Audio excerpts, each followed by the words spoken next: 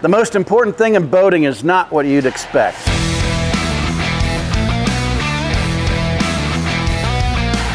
Today I'm here with Stefanie and Juawana from Black Girls Boat and For the Love of Water Foundation. How y'all doing? Good. Doing great. So what do we got going on with the two groups you got here? So Black Girls Boat started off as a social club, really just trying to get more Black women into learning how to swim and boat. And then what we learned is that a lot of Black women and just Black people in general, they have a fear of water and they really don't know how to swim. So we started a nonprofit organization called For the Love of Water Foundation, really to provide underrepresented communities the opportunity to learn to swim. And we offer free swimming lessons through the nonprofit organization. Where is this located, or where is it at? It's probably growing, but where are you guys at now? So we started off in West Chase and we partner with a swim instructor. So now we have a location where we're offering swim classes up north in New Tampa and then still at West Shore. So we alternate the dates. So we were talking a little bit earlier, we were talking about, kind of the fear of the water or swimming and stuff like that. And Juawana brought up a great point. So we just had a women on water class and we were, the PFDs and life jackets and stuff like that, which of course, you got to have that on board your boat. But she brought up a great point as far as if you're running a boat and you have guests on board, make sure you take the time to point them out, to show where they are and all that stuff. Because somebody might not, might be a little embarrassed or put off, like, oh, I'm nervous about, getting on the boat, or where are your life jackets or whatever. Just take that away, right? That's true. And you want people to feel comfortable when they're on there. You want them to open up. And I think that's part of one of the main things with me personally. I can talk about my experience.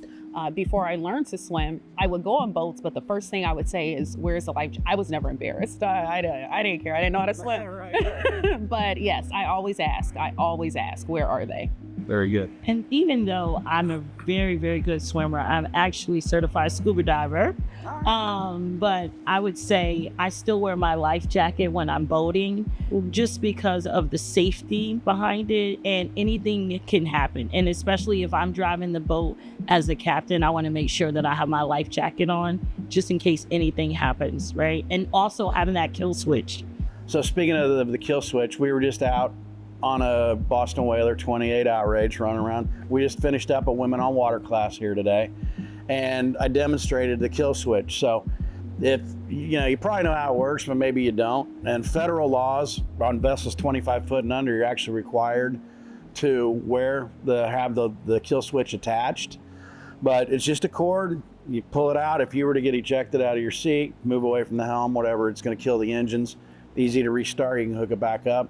But the women on water classes we do, not only did we spend time running the boat, some ladies wanted to dock the boat and do all that stuff, but we started out up here and we kind of go through the PFDs, all your safety gear and stuff like that. Then we get into the rules of the road. And so kind of what was your take, and kind of you've attended a couple of these, so how's the progression go, or what do you think of it? Well, I would just say this.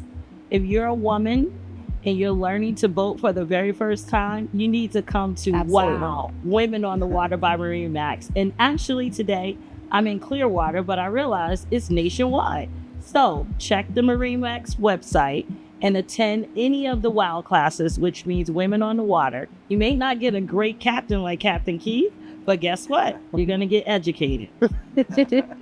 And this is my second class, and I feel like I learned something different from the first time that I came. It's when you're learning something new, you may not retain all of it. So I think it's important that MarineMax continues to offer these classes, because even if you come to one, you still can learn it. Every time you come, it's like watching a movie. It's like something you miss every time. So I truly enjoyed it. I have a tendency to throw a lot at you sometimes, but it's like an orientation too. So you buy a boat from us, right? You can only absorb so much, right? And then it's kind of like, okay, I've had enough. So, doing it again, doing it a second time is good. Besides, now next time you guys can help me tie the knots and the bowlines and teach everybody else. What's the little story? The rabbit comes up the hole, around the tree, and back in the hole. That's right. How you tie a knot. Really good story. Too is like, even with boating, you go out all the time. I think you should always have ongoing training, And I hate to say this, but it's true. Boating is a man's world, right? And even the men, they can still I guess, take advantage of some good training, because I actually find out that I'm anchoring better than some of these guys. Good for you. That had boats only because of Captain Keith. Right. Well, and I will tell you though, as much as I'm out on the water over the years, it's increased so much. There's so many more ladies, so many more women out there running up and down the intercoastal out in the thing, running charters, doing stuff. It's not necessarily the man's world anymore. It's like, it's probably 50-50. We're kicking it in. Slowly but surely. It is. I mean, if all you gotta do is have a little eye-hand coordination and you ought to go for it. Yeah. And the next generation as well, right? That's what we're trying to do, is bring the younger generation, young kids into boating and expose them to the boating industry as well. It's just not just driving, right? There's engineers and there's people. I saw this man just polishing his boat for 4 hours, and I'm like, that's a whole job, right? It is. Yeah. So just exposing people into the whole industry. Stefanie, you just brought something up. That's kind of back to our original question. Like, what's the most important thing about boating? And it's going to be something to each one of us. So what's yours? For me, it's challenging the stereotype, right? As a Black woman, I never really saw myself driving the boat when I was growing up. I'm from Queens, New York. So for me, it's challenging the stereotype to get more Black women into boating, but also influencing the young Black children in Jack and Jill to let them know that they can own boats too one day and buy from MarineMax. So how did you get into boating though? So for me, I got into boating through Freedom Boat Club. That was my entryway, and where I really learned how to get on the water. And through you, right, with the WOW Women on the Water class, with you, Captain Keith, this was my 4th time coming.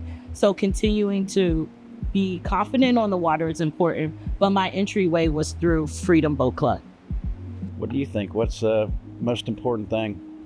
Oh, so there's several to me, but if I only have to choose one, I would probably say the most important thing is feeling comfortable and really safety in boating, because really I personally can't have a good time unless I feel safe and I feel like I'm acclimated with boating and with swimming. So for me, it's more so of a safety thing.